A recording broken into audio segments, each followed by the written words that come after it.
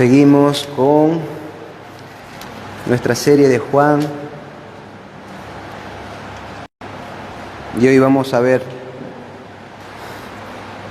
del verso 12 al 15. Vamos a estar exponiendo estos versículos. Bien, queridos hermanos, todos nosotros sabemos lo siguiente, que hay muy buenos alumnos y hay algunos que a veces son malos alumnos. Que hay alumnos que tienen mucha capacidad de atención, mucha capacidad de recepción, captan, disciernen, comprenden rápido. Y los hay que no, ¿verdad? Todos hemos estado en el colegio y hemos visto o hemos sido uno de esos tipos de alumnos, uno de los dos. También sabemos que hay muchos tipos de maestros. Hay maestros que son muy capaces, muy buenos, y los hay aquellos que no, que su capacidad es limitada y que su enseñanza también es limitada. Así, amados hermanos, en esta mañana, en el texto de hoy, lo que vamos a ver es un grupo de discípulos aún incapaces para mayores conocimientos de las cosas de Dios, frente a un maestro perfecto en conocimiento. Un maestro perfecto en conocimiento. Ante un grupo de alumnos, de discípulos, aprendices, que al momento se van a mostrar incapaces de más, incapaces de mayores niveles. Aún no están preparados. Leemos el versículo 12 al 15, que dice lo siguiente. El Señor Jesucristo, continuando su discurso, una vez salieron del aposento alto, probablemente ya están en el huerto de Getsemaní, y dice: aún tengo muchas cosas que deciros, pero ahora no las podéis soportar. Pero cuando Él, el Espíritu de verdad, venga, os guiará a toda la verdad, porque no hablará por su propia cuenta, sino que hablará todo lo que oiga y os hará saber lo que habrá de venir. Él me glorificará, porque tomará de lo mío y os lo hará saber. Todo lo que tiene el Padre es mío. Por eso dije que Él toma de lo mío y os lo hará saber. Oremos. Bendito Dios, una vez más acudimos a ti, a tu presencia, a tu trono, Señor, por medio de nuestro Señor Jesús, para pedirte la guía y el discernimiento sobre tu palabra, para que abras los ojos espirituales para ver, para que abras los corazones para entender y recibir, para que guíes la voz del predicador a hablar tu verdad, tu palabra, y cualquier error, cualquier palabra de solo un hombre sea quitada, borrada, olvidada de la mente de mis hermanos. Y todo lo que sea tuyo, si algo se ha de decir tuyo, sea lo que quede, Padre amado, en la mente y en los corazones de tu iglesia. Te lo pedimos en el nombre de Jesús. Amén. Lo primero que vamos a ver son verdades difíciles de asimilar en un sermón que como título tiene El Maestro Excelente. Y aquí vamos a estar hablando en realidad de dos maestros, porque los discípulos se encuentran enfrente, están aquí con el Maestro Perfecto. Pero el Maestro Perfecto en este momento les va a hablar de un siguiente maestro, un Maestro Excelente que vendrá a continuar con las enseñanzas, a profundizar más lo que Él ya sabe, pero que ellos aún no pueden asimilar. Dice el versículo 12, presta atención ahí: aún tengo muchas cosas que deciros. Qué bueno es saber que los tesoros de Cristo, que las bendiciones, que el conocimiento de Dios, el conocimiento de Cristo es tan profundo, tan vasto, que nunca se le va a acabar. Yo creo que Él siempre podrá decirnos: aún tengo cosas que deciros. Porque Él es infinito en poder, en conocimiento, y en todo deleite. Aún tengo más gozo que daros. Aún tengo más paz para daros. Aún tengo más que enseñarles del Evangelio. En este momento Él les dice, tengo muchas cosas que deciros a los 11 que están ahí con Él, a los cuales ya les ha dicho muchas cosas. ¿Sí o no? La semana anterior vimos todas aquellas advertencias que los llevaron a ellos incluso a entristecerse aún más. Pero el Señor les dice, os he dicho estas cosas para que cuando llegue la hora os acordéis que ya os había hablado de ellas. Y que yo voy al Padre y ninguno se preocupa por a dónde voy. Pero, porque os he dicho estas cosas, la tristeza ha llenado vuestro corazón. Pero os digo la verdad, os conviene que me vaya, porque si no me voy el Consolador no vendría. Yo me voy y os envío al Consolador. ¿Para qué? Para que os ayude en vuestras soledades, en vuestras persecuciones, en vuestras aflicciones, cuando os rechacen, cuando os expulsen, cuando aún os maten pensando que me rinden servicio a mí. Así que el Señor ya viene diciendo muchas cosas. Me voy, no podéis venir. Voy a morir, no podéis venir. Y ahora les dice, aún tengo muchas cosas que deciros. ¿Más? No, Señor, por favor, no tanto. No tuvieron que decirlo ellos en realidad. Quizás lo pensaron, ¿no? Y el Señor les dijo, pero ahora no las podéis soportar. Os confieso que tengo cosas que deciros, pero no las podéis soportar. Qué paciente es el Señor, hermanos. Qué paciente que Él espera a que sus hijos, a que sus discípulos sean o estén en el momento óptimo, propicio, para que Él les dé de sus tesoros, de sus profundidades, ya sean a veces para alegría o ya sean a veces para aflicciones en esta tierra, para la gloria de Él. Pero Él es paciente.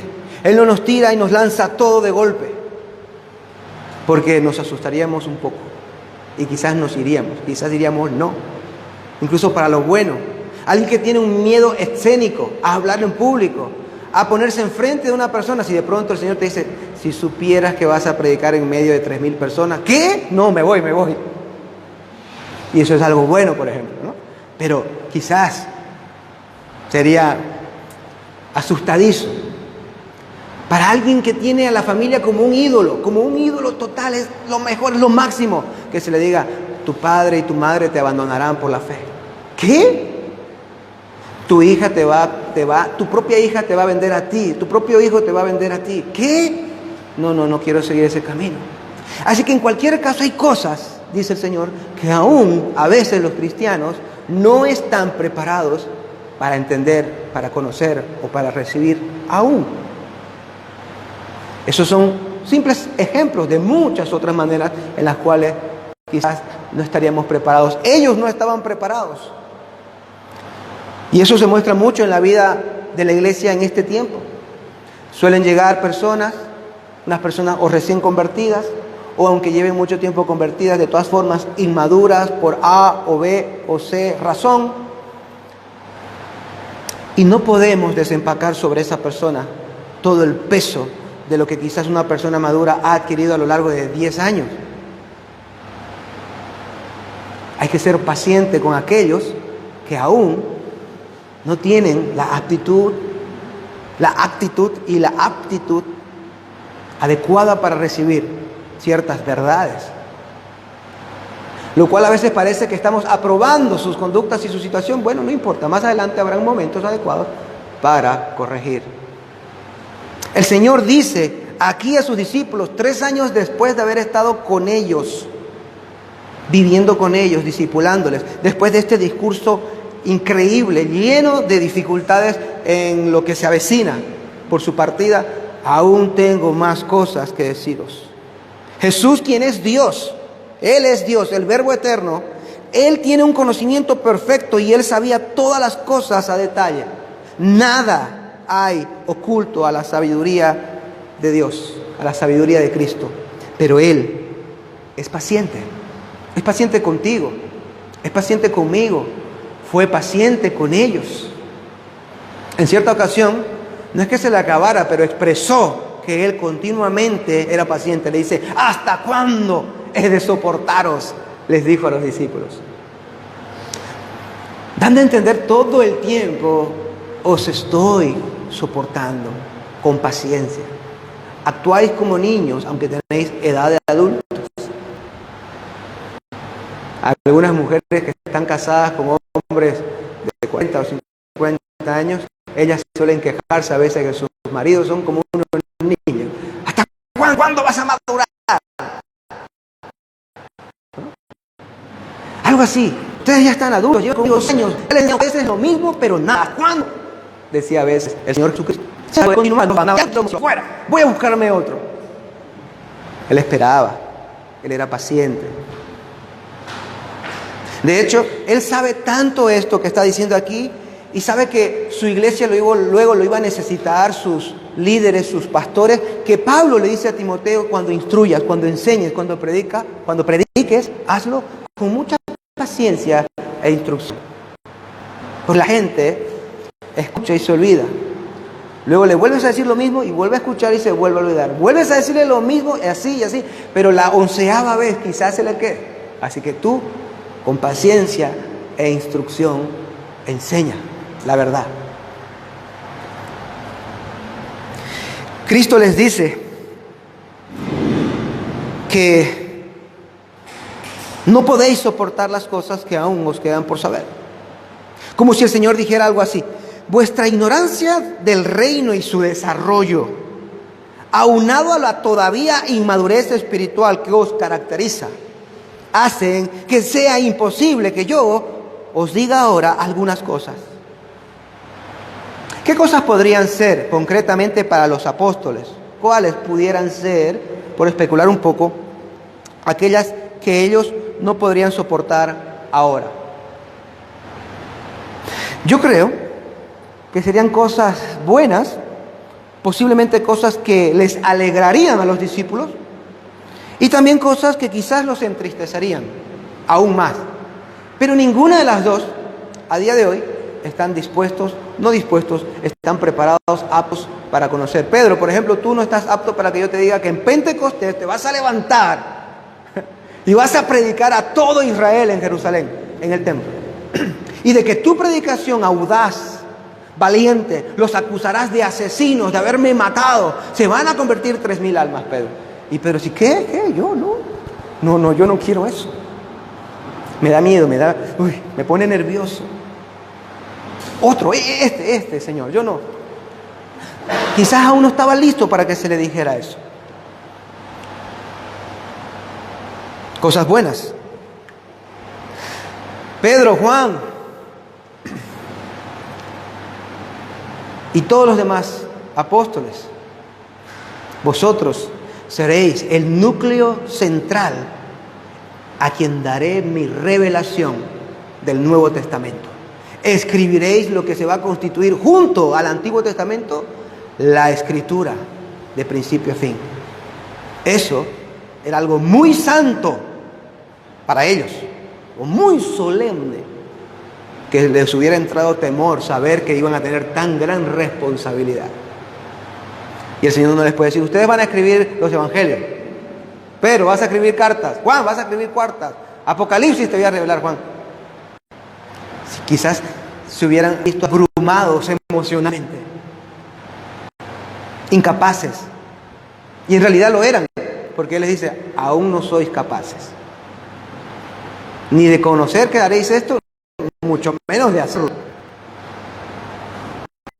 Pero también quizás algunas cosas que podrían entristecerlo más. No sé qué más va a decir, ya les ha dicho de todo. Os abandonarán, os expulsarán, os perseguirán, os odiarán y os matarán. ¿Qué más? Bueno, como dije hace un rato en el ejemplo, tus enemigos serán los de tu propia casa, por ejemplo. O eso será triste, muy triste. O que, por ejemplo, tú amas a tus hijos, pero vendrá un tiempo en que lo van a torturar, en delante tuya y te van a poner como una opción que niegues a Cristo y dejaremos de torturar a tus hijos. Si yo les digo eso ahora a ustedes y a todos los que vienen después de ustedes, nadie querría ser cristiano. Si les digo que os quitarán todo lo que poseéis, vuestras casas, vuestros bienes, vuestros carros, vuestras ruedas, vuestros carruajes, vuestros caballos, burros, mulas, todo, y os quedaréis en la calle por causa de mí, quizás no lo podréis soportar. Hay historias de personas que se convierten y luego de alguna manera entraron en algún tipo de quiebra económica. O Dios les pidió todo. No vamos a entrar en el cómo llegaron ellos a ese entendimiento, pero son historias que cuando Dios les pidió todo, llegaron a la quiebra, quizás ya estaban preparados para afrontarla con la madurez adecuada.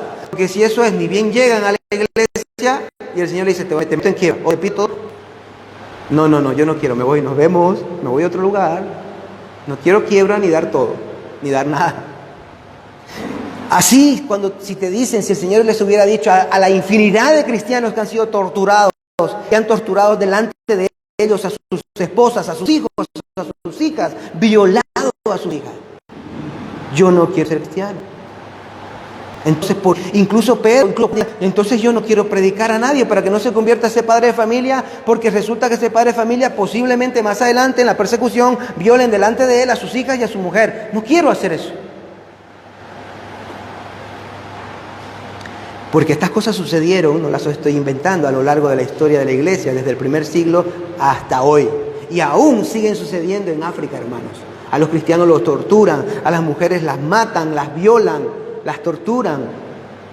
Eso siempre ha pasado. Pero el Señor nunca dijo algo como eso. Aunque luego reveló, de alguna manera progresiva, en los evangelios mismos, cuando ya ellos escribieron, a la mente, al corazón de los discípulos, a entender y a revelarnos a nosotros que ciertamente se demandaría mucho de nosotros, como morir a nosotros mismos, como entregar nuestra vida, en sentido metafórico, o sea, mi filosofía de vida, como yo vivo, y en sentido físico y literal, porque en algún momento quizás me toque entregarla también por el Señor. Aún no podéis recibir esto. Yo no sé si hay aquí alguno que no lo puede recibir y ya está molesto. No se moleste.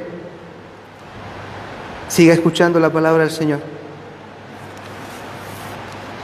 En medio de esto, en medio de esta situación, sin embargo, amados hermanos, hay algo bueno y ya he adelantado un poco. Hay una esperanza. Se encuentra algo en el texto que puede dar esperanza a esta situación. Y es que dice lo siguiente, leamos de nuevo. Aún tengo muchas cosas que deciros. Y ahora fíjese lo que dice. Pero ahora no la podéis soportar. Menos mal que es solo ahora. El Señor sabe. Su plan es perfecto. Su poder es perfecto. Él va a fortalecer y sostener a los discípulos. Les va a enseñar. Los va a llevar al punto adecuado en donde será ese ahora sí podéis recibirlo. Ahora no podéis, pero yo garantizo que podréis más adelante. Todos los cristianos de algún modo maduran y van a madurar. No todos llegarán a ser los más maduros de los cristianos, pero todos han de madurar y habrá una diferencia entre el inicio de tu cristianismo, la mitad o el final. Y lo que en el inicio, en ese ahora, no podríais recibir, quizás a mitad y así, y al final también. ¿Y quién hará eso? El Señor. Y el Señor aquí está dando esta palabra, vaticinando que después sí podrán resistir ciertas revelaciones. Juan, si yo ahorita te enseño lo que le espera al mundo en Apocalipsis, sales corriendo. pero llegará un punto más adelante cuando seas ancianito, hayas pasado toda tu vida de apóstol, hayas pasado como pastor, como anciano por muchos lugares en Asia y termines en la isla de Patmos, encarcelado por mi nombre. Allí, en ese momento te revelaré el Apocalipsis, cuando ya podrás soportar lo que ha de venir. El Señor por lo menos lo garantiza para nosotros, que a la medida que crecemos, Él nos va dando lo que Él ha pensado para nosotros. Llegan personas nuevas a la iglesia o no tan nuevas y se preguntan: pastor, ¿cuál es la voluntad de Dios para mi vida? Bueno, número uno, en primer lugar, hay una voluntad de Dios clara en la Biblia para la vida de todos, y esa es la santidad, sin la cual nadie verá al Señor. Y esta es la voluntad de Dios: que seáis santos y os apartéis de toda fornicación o impureza, dice Pablo a los tesalonicenses. Ahora, pero si tú me estás hablando de la voluntad personal de Dios para tu vida, ¿qué vas a hacer? ¿Qué tiene Dios preparado para ti? Bueno, mira, tú no puedes, dos cosas: tú no puedes recibir esa voluntad aún en tanto no cumplas con la voluntad general, que seas santo, te santifique, porque es la primera. Y número dos, si a Dios se le ocurriera, que no lo va a hacer, decirte su voluntad, la final, lo que tú vas a hacer ahora en tu inmadurez, quizás tú dices: no, entonces yo no quiero, porque no te va a gustar mucho quizás el final de la voluntad de Dios para tu vida, que es terminar, no sé, por ahí predicando en algún país de África o Asia. Pero tú ni soñabas con eso. Esa es la voluntad de Dios, que no te vas a casar, no vas a tener mujer ni hijos, te vas a ir a África. No. ¿Para qué pregunto, no? La voluntad de Dios para mi vida, dice ella, anhelando casarse. Sí, te vas a casar y por un accidente a los 2 años lo perderás. Y ya luego nunca más te vas a casar. ¿Qué? Entonces no quiero. No quiero seguir ese camino que me va a llevar hasta ahí. No, pero es que luego consolarás muchos corazones por tu propia experiencia. Serás consejera de mujeres. Crecerás como una líder. Las experiencias de dolor que Dios está fraguando para tu vida al final serán de un servicio grande para la iglesia. Pero si el Señor dijera eso los primeros meses de conversión de una mujer, la mujer diría: yo no quiero ser cristiana, porque no quiero que me ocurra nada de eso. Nosotros no somos creedores de esa falsa doctrina de la prosperidad. ¿Cuál es la voluntad de Dios para mi vida? Que seas próspero, que seas rico, que tengas salud, que seas el primero de tu clase, el primero en tu trabajo, y seas prosperado y de victoria en victoria. Eso no es lo que dice la Escritura. La Escritura, al menos, aclara el significado de la palabra prosperidad, lo cual existe, es auténtica, pero tenemos que saber cuál es su significado. Y prosperidad no es prosperidad mundana, secular. Prosperidad bíblica, cuando se habla de una prosperidad bíblica, si quisiéramos hablar de ella, es de que yo estoy progresando en el propósito, en la meta espiritual de Dios para mi vida, al margen del ministerio personal, que sería ser como Cristo, ser santo. Eso es prosperar. Si paso de ser millonario y mundano y perdido a cristiano y pobre y miserable económicamente, has prosperado. Esa es la verdadera prosperidad. Pero si eras pobre y cristiano y de pronto te ascienden, te toca la lotería, haces 4 negocios, te haces rico y te apartas de Cristo, lo único que has hecho ha sido condenarte y eres un miserable, pobre y desnudo, que te crees rico pero eres pobre. Sin embargo, qué bueno es saber que el Señor Jesucristo en todas estas cosas, Él tiene un plan de proceso. De proceso. Hay cosas. Aquí Él no está negando, aunque está siendo velado, de que hay cosas más difíciles. Porque Él estaría diciendo: ¿saben qué? Tengo cosas aún más difíciles de contar, pero todavía no se lo voy a decir. Y en esta generación de chismosos es como que: ¿qué? No, Señor, venga, dinos ya, por favor, ya, no me dejes así, dirían. No, los discípulos respetaron y dijeron: está bien. Pero a nosotros, cuando te voy a decir algo, pero un poquito nomás, y luego ya ahí te dejaron picado y tú no puedes estar en paz hasta que no te lo diga todo. El Señor hizo eso, dijo, hay más, pero todavía.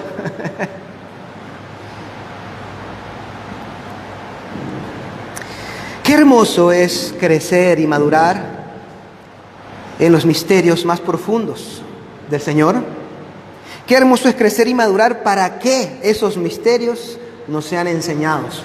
Los misterios del Señor, las profundidades de su palabra, son dadas, son reveladas. Y los mayores retos del ministerio son dados a aquellos que están maduros y que están aptos para recibirlo. Es para ellos. El Espíritu de verdad será quien guíe a toda verdad cuando el Cristo se vaya. Así que aún no, yo me iré. Pero llega un momento en que sí se os dirá, sí se os enseñará y se dirá bien claro para cada uno de vosotros lo que ha de hacer y acontecer. Y las verdades que son progresivas y yo les he dado hasta cierto punto continuarán recibiéndose por parte de vosotros. ¿Quién será el encargado de darles esas verdades? El Espíritu Santo. Note aquí entonces leemos el versículo 13. Pero cuando Él, dice, ¿no? Vosotros ahora no podéis soportar, pero cuando Él, que el Señor ya en el 8 habló, ¿verdad? En el 8, y cuando Él venga convencerá al mundo del pecado. Ya hemos hablado la semana pasada del Espíritu Santo. Ahora repite el Señor Jesús diciendo en referencia al Espíritu, cuando Él, el Espíritu de verdad, venga, os guiará a toda la verdad, porque no hablará por su propia cuenta, sino que hablará todo lo que oiga y os hará saber lo que habrá de venir. Yo me iré, pero os enviaré al Espíritu de verdad, que es el Espíritu Santo, que es el Consolador. Aquí es llamado el Espíritu de verdad. En el futuro, el factor decisivo para la madurez y el conocimiento de las cosas de Cristo será la venida del Consolador, que es llamado Espíritu de verdad. Cristo es la verdad, amados hermanos. Él dijo, yo soy el camino, yo soy la verdad y la vida. Y el Consolador aquí es llamado el Espíritu de verdad. ¡Wow! Jesús y el Espíritu, bien podríamos decir, uno son. Y el Espíritu y Jesús con el Padre, uno son. Ambos son uno con el Padre. Y los tres son la verdad. Una sola verdad, manifestada en tres personas. Por eso el Espíritu de verdad también es llamado el Espíritu de Cristo y el Espíritu de Dios y el Espíritu Santo. Ahora bien, no es la única vez que se habla del Espíritu en este texto. Aquí se está hablando del Espíritu en la faceta de maestro. Hay otras ocasiones en donde se habla entonces en las Escrituras en esta faceta de maestro, de guía, de enseñar la verdad. Venga, por ejemplo, al Antiguo Testamento, a Ezequiel, al capítulo 36, versos 26 y 27.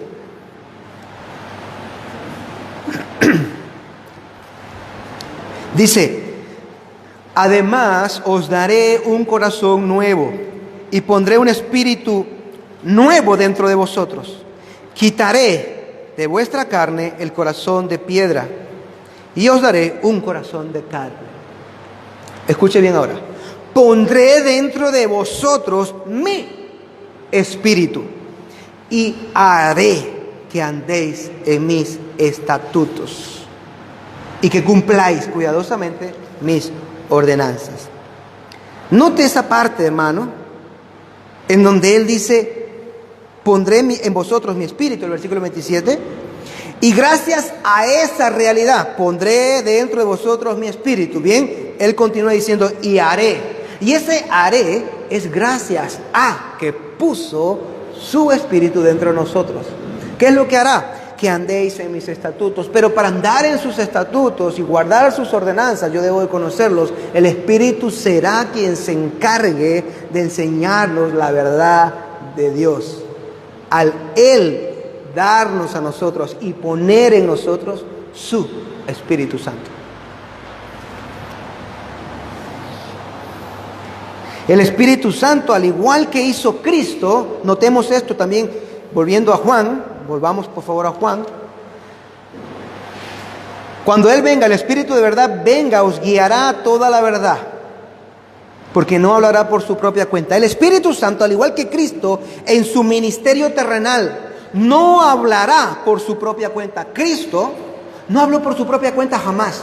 Él siempre decía, lo que he visto y oído, eso hablo. Lo que se me ha mandado a decir, os digo. Yo he venido a hablar y a predicar lo que me ha mandado mi Padre, mi Dios. Y las obras que hago son las obras de Dios. Yo hago todo y siempre lo que a Él le place y lo que Él quiere. Bien, el Espíritu Santo es igual, amados hermanos. Y aquí estamos entrando ya casi a la mitad del sermón. Importante.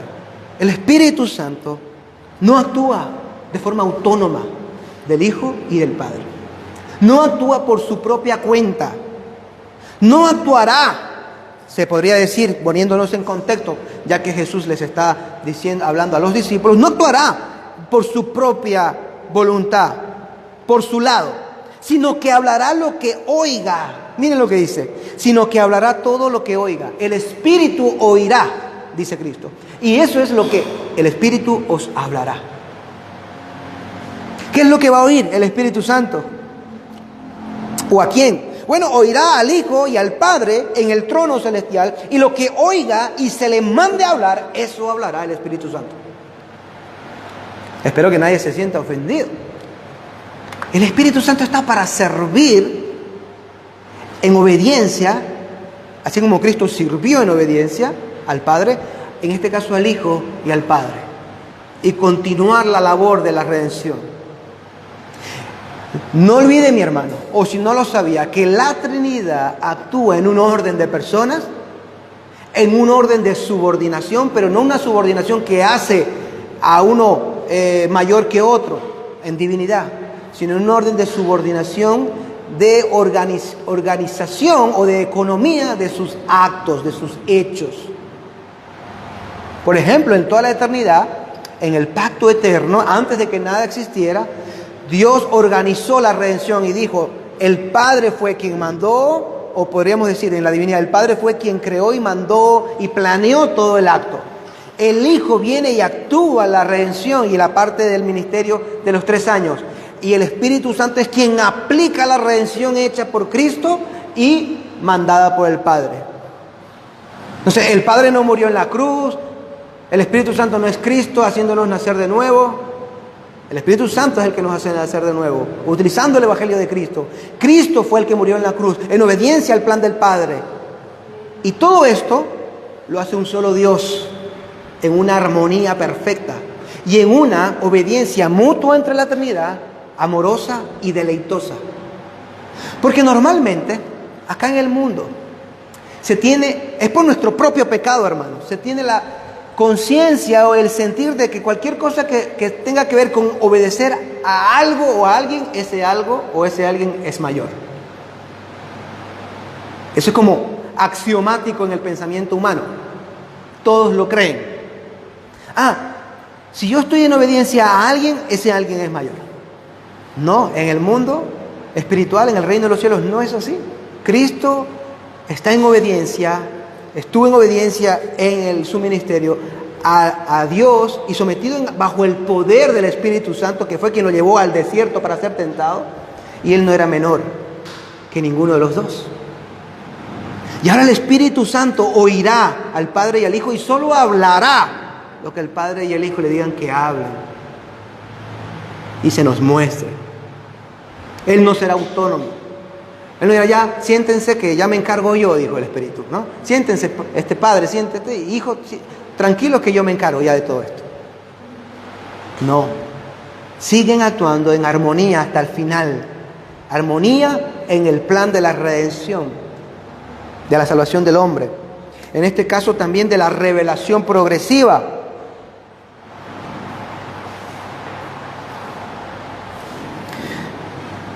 Las 3 personas de la Trinidad son completamente Dios, pero tienen roles distintos y una economía de sus actos organizada entre ellos. El marido es cabeza de la mujer, dice la Escritura. Y la mujer es ayuda idónea del marido. Pero en dignidad como persona, iguales. En roles de administración, en tanto estemos aquí un ratito, porque esto es un ratito lo que vamos a estar acá en la tierra.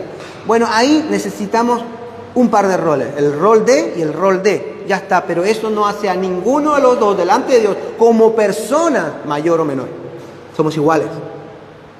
El hombre y la mujer es igual delante de Dios, la misma dignidad, dos almas, dos personas. Pero aquí hay un rol. Y aún ese rol Dios no lo ve como que el hombre es superior. No, lo ve como un rol necesario que se lo dio al hombre, listo. Y otro rol necesario que se lo dio a la mujer, listo. ¿Qué es más importante, el motor o las ruedas de un auto? A ver, esos mecánicos. ¿Qué es más importante? ¿De qué podemos prescindir para andar?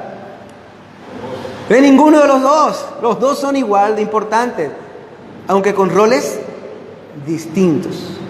La esposa y el marido son igual.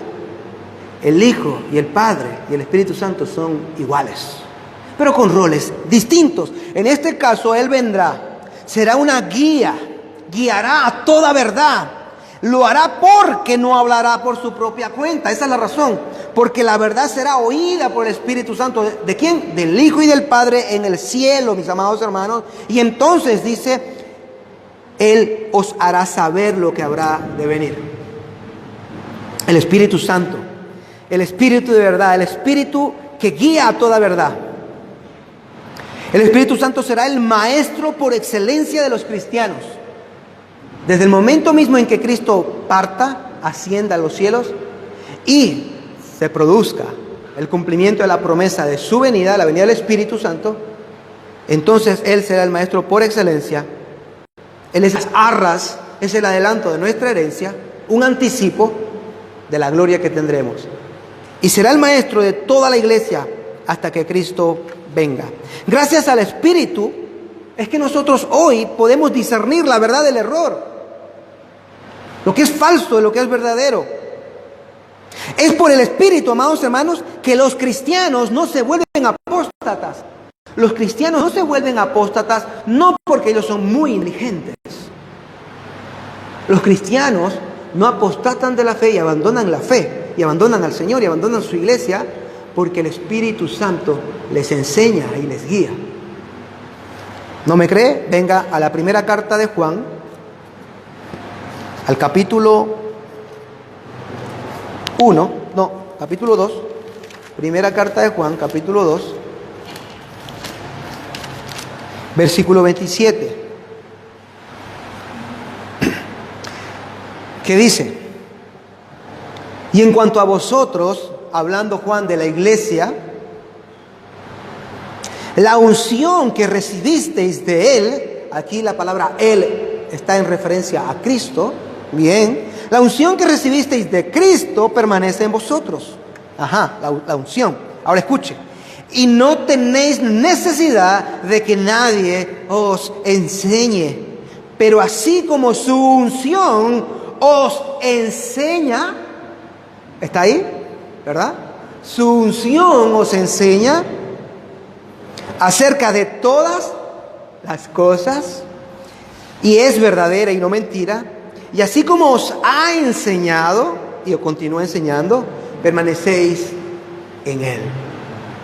Aquí Él, la palabra Él, es Cristo. Y la palabra unción es la referencia al Espíritu Santo. Y Él está diciendo, vosotros tenéis la unción que Él os ha dado. Él os dio la promesa del Espíritu. Y todo cristiano la tiene. Él es el que os enseña toda la verdad. Es porque Él os ha enseñado en el pasado que estáis aquí. Y es porque Él continúa enseñándoles a vosotros la verdad. Es que permanecéis aquí en Cristo o en mí, diría Jesús. Gracias a que la unción está en vosotros y os va enseñando. La unción no te tumba para atrás y a poner las patitas como perrito. La unción no te tira a carcajadas locas como un loco de manicomio. La unción te enseña toda verdad. La unción te enseña a discernir entre lo falso y lo verdadero. Y a notar entre lo pecaminoso, lo profano y lo santo, lo bueno, lo agradable. La unción te enseña a discernir entre líneas muy finas, lo cual es muy difícil en sentido general para cualquiera. Bueno, la unción, que es el Espíritu Santo, te enseña a discernir, a ser una persona sabia, profunda. Eso es la verdadera unción.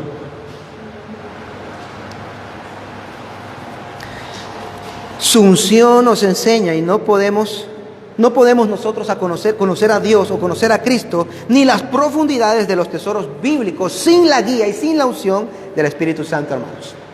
Es increíble. No podemos permanecer como cristianos sin el Espíritu Santo.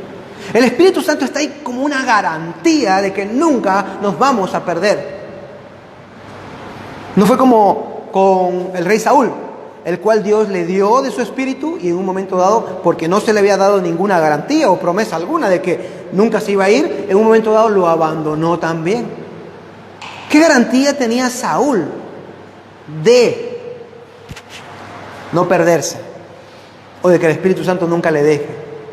Ninguna. Simplemente era bajo el mandato de mientras cumplas la ley y seas un buen rey y obedezcas, yo ahí está. Te ayudaré, te apoyaré. Siempre estaré contigo, mi unción estará ahí. En cuanto me desobedezcas, en cuanto te apartes, en cuanto surjan cosas extrañas, te dejaré. Y así fue. La unción abandonó a Saúl. El Espíritu Santo abandonó a Saúl. Ahora, nosotros a veces somos como Saúl. A veces.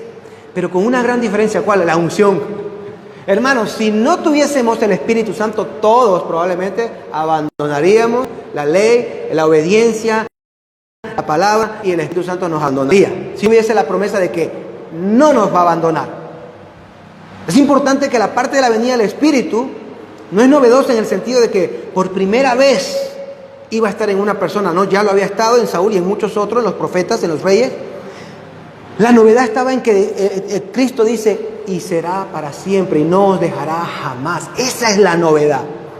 No os dejará jamás.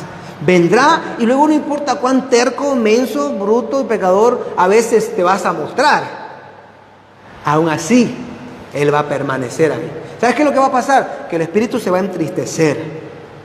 El Espíritu Santo se va a entristecer por tu pecado, se entristece por mi pecado y se va a entristecer.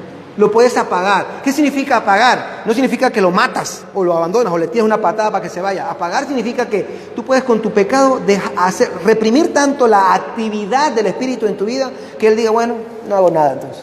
No tengo ganas de hacer nada contigo mientras continúes y persistas en tu pecado. Apagar es apagar la actividad que Él tiene en tu propia vida.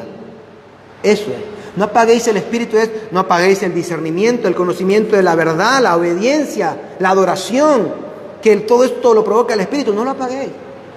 Si lo apagáis, nada de obediencia, nada de discernimiento, a placer, volvemos al placer del pecado, a la desobediencia, etcétera, etcétera. Qué importante es este tema. Estamos tocando tantos temas mal entendidos en la iglesia de hoy.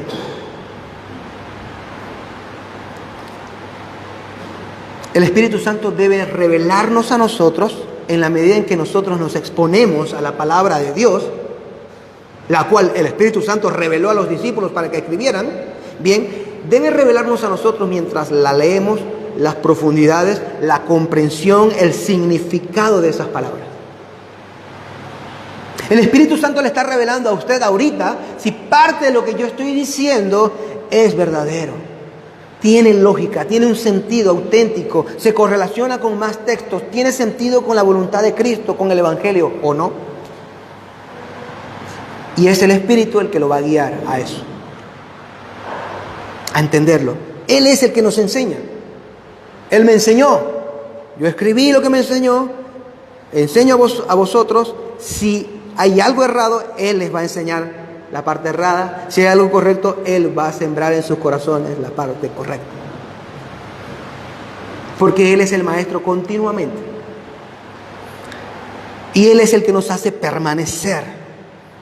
Sin el Espíritu Santo no hay madurez, no hay comprensión, discernimiento y no hay perseverancia. Todos apostataríamos, todos nos perderíamos. Pero Él lo dejó como una garantía para nosotros. Lo dejó Cristo, lo envió.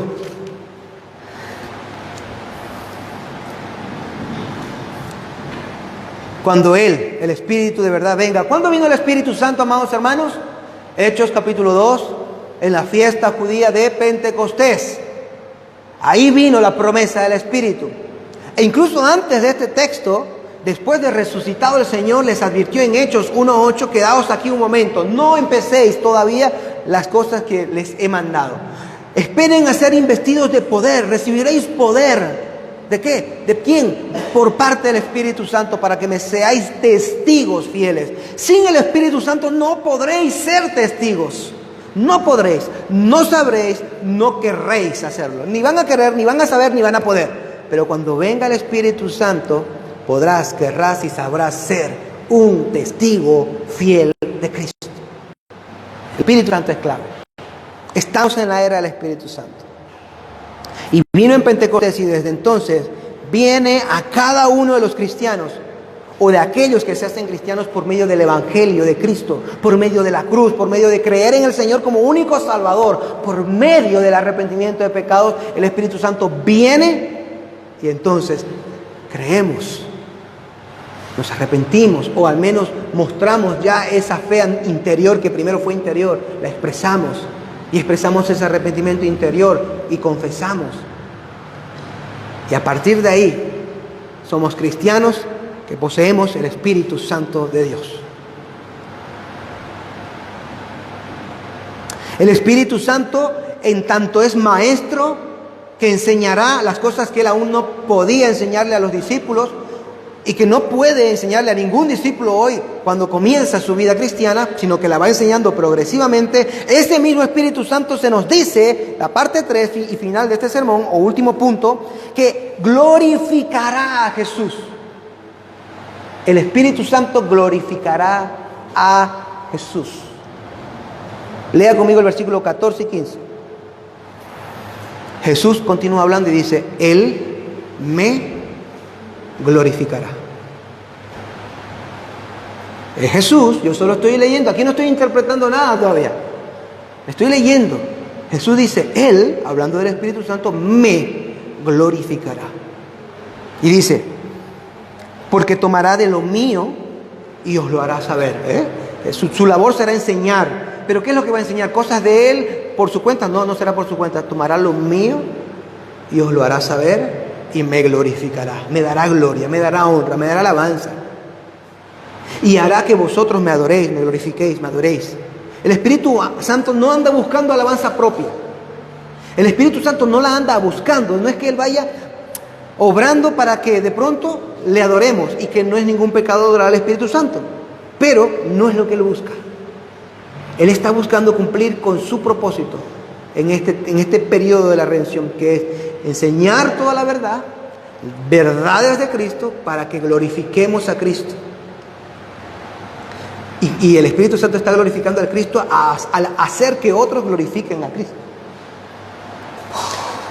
El Espíritu Santo no busca su gloria propia, no enseña, no actúa por su propia fama o para su propia alabanza. El Espíritu Santo hace todo para la gloria de Cristo y para la gloria del Padre en Cristo. El que adora a Cristo adora al Padre y adora al Hijo y adora al Espíritu Santo también. Y el que adora, y el Espíritu Santo que hace que adoremos a Cristo, está recibiendo también el Padre adoración y Él también está recibiendo adoración. Aquí el misterio está en que en Cristo están todas las bendiciones y toda la plenitud de la deidad, tanto del Padre, del Espíritu, todo. Y todo lo que adora y se somete a Cristo es adoración y sometimiento a la Trinidad entera.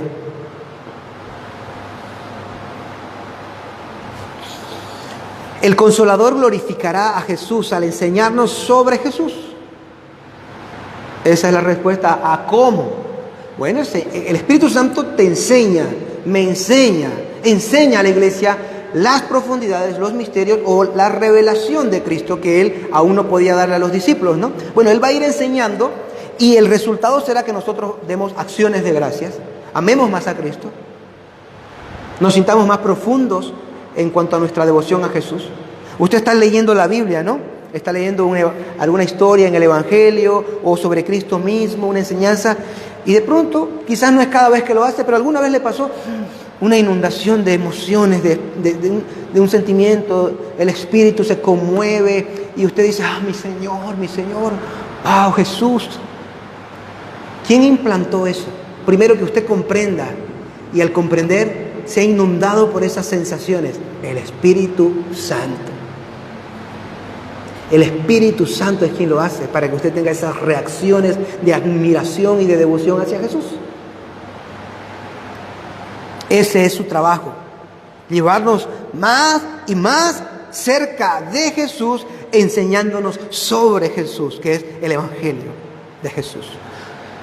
Mire bien la diferencia entre la sana doctrina, entre la verdadera palabra de Dios, lo que Cristo está diciendo, mis hermanos. Esto lo está diciendo Cristo, es el discurso de Cristo. No es un apóstol siquiera, es el discurso de Cristo. Y no importa que hubiera sido un apóstol, porque toda la escritura es igual, palabra de Dios. Sea que Cristo la haya hablado o la haya dicho Pablo, no importa, la inspiró Dios. Pero aquí es Cristo el que está hablando. Sin embargo, nosotros tenemos hoy a los falsos profetas, los falsos apóstoles, falsos maestros, hoy y generaciones pasadas también, que hacen un énfasis errado, desmedido en el Espíritu Santo. Sobre todo, errado y desmedido, de nuevo. Un énfasis equivocado, errado en el Espíritu Santo. ¿Usted ha visto iglesias que dicen, bienvenido Espíritu Santo? Hola Espíritu Santo. Casa del Espíritu Santo. ¿Qué no que la iglesia, el centro de la iglesia, la piedra angular es Cristo? No está mal en el sentido de que no es un pecado, pero hay cierto desvío de claridad ahí cuando usted ve una iglesia que pone bienvenido Espíritu Santo. Iglesia del Espíritu Santo de los últimos días, pues entonces. La iglesia nosotros nos llamamos cristianos, no espíritu santianos, ni padrianos, servidores del Padre. Seguimos al Padre, vivimos en el Espíritu, pero porque somos cristianos. En Cristo tenemos al Padre y al Espíritu y todo. Y Él tiene la preeminencia en el reino, Cristo. Cristo es el todo en todos, hermano. Los falsos profetas enseñan sobre el Espíritu Santo, alegando su unción, creen ellos que tienen el poder del Espíritu Santo, pero en realidad no conocen a Cristo y no conocen al Espíritu Santo tampoco. Ellos alegran milagros en nombre del Espíritu Santo. Ese hombre tenía un pie un poco más largo que el otro, más corto, y ya se lo hemos arreglado. Y casi siempre es el mismo milagro. O sea, resulta que hay mucha gente por ahí con los pies más largos, los más cortos, con las piernas, y van a la iglesia porque siempre es el mismo milagro que hacen estos falsos profetas.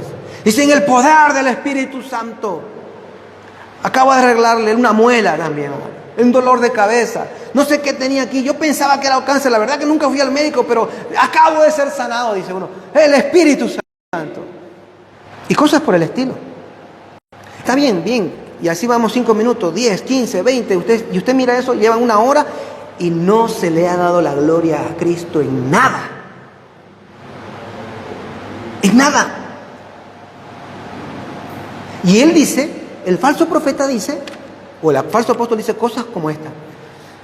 En la llenura del Espíritu. Eso es lo que usted puede hacer si es lleno del Espíritu, implicando que él está lleno del Espíritu, ¿no? Es la implicación. Eso es lo que usted puede hacer si está lleno del Espíritu. Ajá. La Escritura dice que si tú estás lleno del Espíritu, conocerás, glorificarás a Cristo.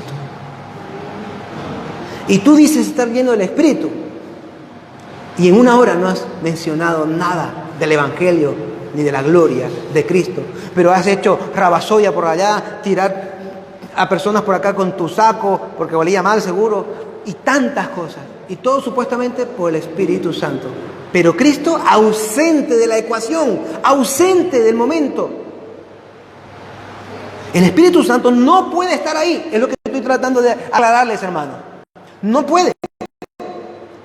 ¿Por qué? Porque no puede, porque si fuera verdad, el Espíritu Santo estaría haciendo cosas con personas que no terminan glorificando a Cristo, y el Espíritu Santo estaría de alguna manera errando, lo cual sería un pecado, o estaría fallando en su cometido, que es obrar para que las personas glorifiquen a Cristo. Es su cometido.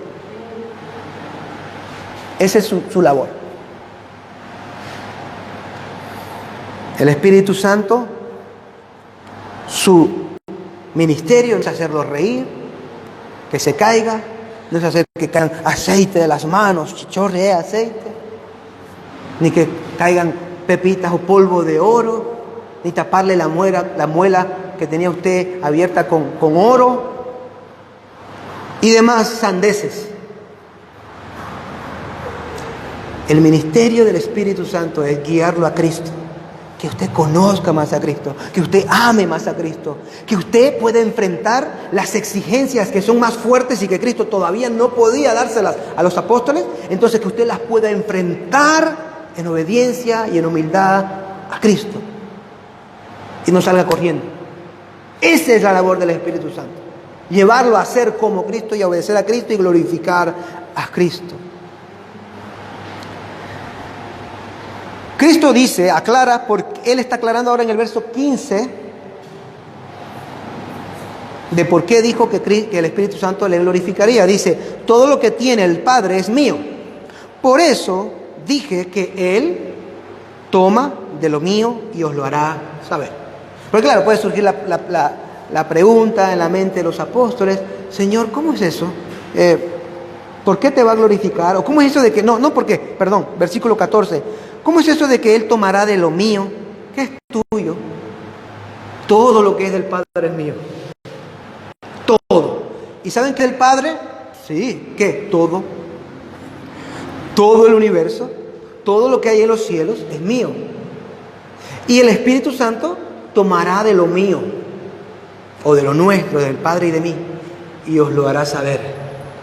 Tomará de mis misterios, tomará de mis enseñanzas, tomará de mis verdades, tomará de mi unción para que no apostatéis, como dijo Juan más adelante en su primera carta, para que perseveréis en la verdad y en la santidad y en el fruto del Espíritu. Todo lo que es del Padre es de Jesús.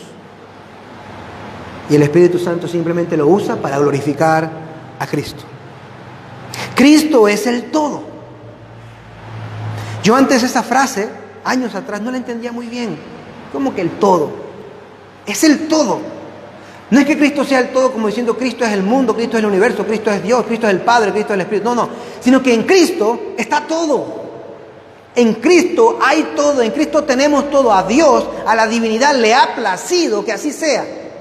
Que Cristo sea el preeminente en todas las cosas. ¿Quieres acceso al Padre? Acceso al Padre, bien, en Cristo. ¿Quieres acceso al Espíritu Santo? En Cristo. ¿Quieres bendiciones de los cielos? En Cristo. Vives en un mundo que Cristo creó. Juan 1, 3 y 4. Vives en un mundo que Cristo sostiene todos los días. Sin Cristo a la perdición, bajo la ira de Cristo. Con Cristo a la salvación, bajo la gracia de Cristo. Cristo es el todo. Cristo es el todo. Si cambiamos ese centro de enfoque, si cambiamos la piedra angular y ponemos otra, que no será una piedra angular en realidad, será una falsa piedra, entonces todo será un desastre, se desmoronará y caerá. Y todos los que sigan algún tipo de iglesia o cristianismo sin Cristo como la piedra angular, perecerán. Por eso todos los testigos de Jehová perecerán. Si no se arrepienten y siguen a Cristo y buscan en Cristo todas las bendiciones. Si no se arrepienten de decir que el Espíritu Santo no existe, perecerán. Y así los musulmanes perecerán. Y así cualquier otra religión que no tiene a Cristo como la piedra angular y el centro de toda la adoración, perecerán. Te pregunto ahora, a ti, ¿quieres las bendiciones que ofrece Jesús? Como por ejemplo, mayores revelaciones profundas de su verdad, al tener al Espíritu Santo, el Paracleto, el Consolador. ¿Quieres eso? ¿Quieres sus misterios para ti? ¿Quieres que te revele realmente esa voluntad personal para tu vida? Bueno, tenle paciencia a Él en el sentido de que Él todavía no está.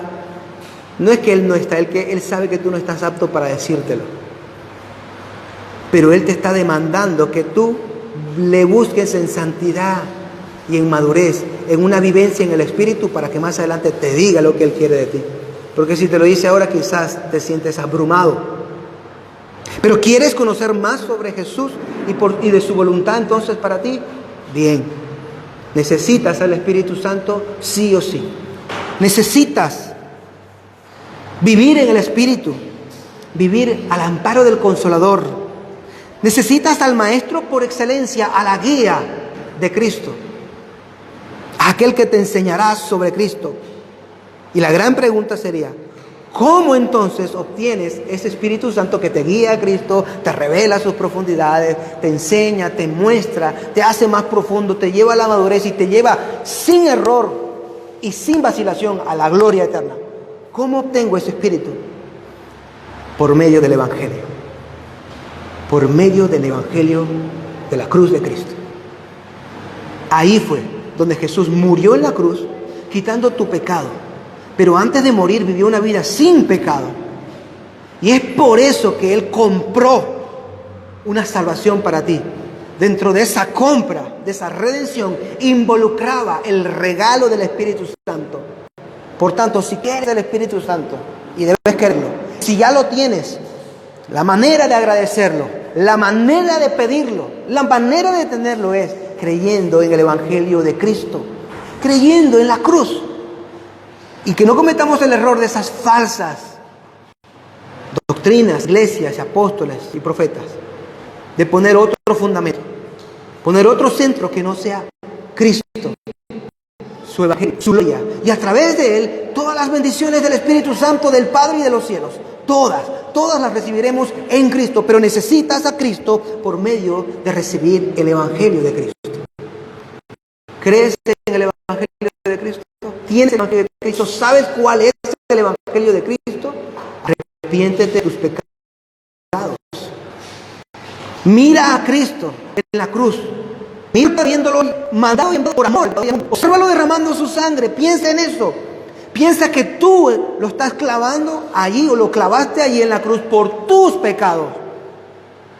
Y entonces te arrepientes de tus pecados. Y el Espíritu Santo, soberanamente, si Él así lo quiere en ese momento, vendrá a ti. Te dará un nuevo espíritu para ti y Él se quedará contigo para siempre. Y entonces, a partir de ese momento, te podrás llamar cristiano, hijo de Dios y heredero de la gloria eterna. Amén. Oremos. Señor, te damos gracias, Señor, por Cristo. Te damos gracias por el Consolador que junto a Cristo nos has enviado a tu iglesia, a tu pueblo. Gracias, Señor. El anhelo más grande de nuestros corazones no es tener glorias, riquezas, grandezas, nombres, honores. Es tener a Cristo y después de tenerle, vivir en fidelidad por el poder, por la compañía de tu Espíritu Santo, del Paracletos. Fidelidad a Cristo. El anhelo nuestro, Señor, es ser salvos, saber que lo somos, estar centrados en el Evangelio de Cristo, amando a Cristo y viviendo para Cristo. No importa cuántos ni quiénes se opongan a nosotros. No importa cuántos ni quiénes nos cuestionen, nos hostiguen, ya sean fuera en el mundo o incluso algunos que son de la iglesia.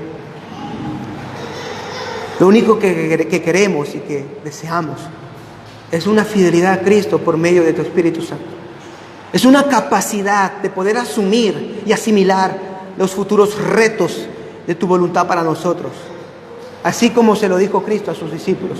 Y que esto será solo en dependencia y en vivencia de tu Espíritu Santo.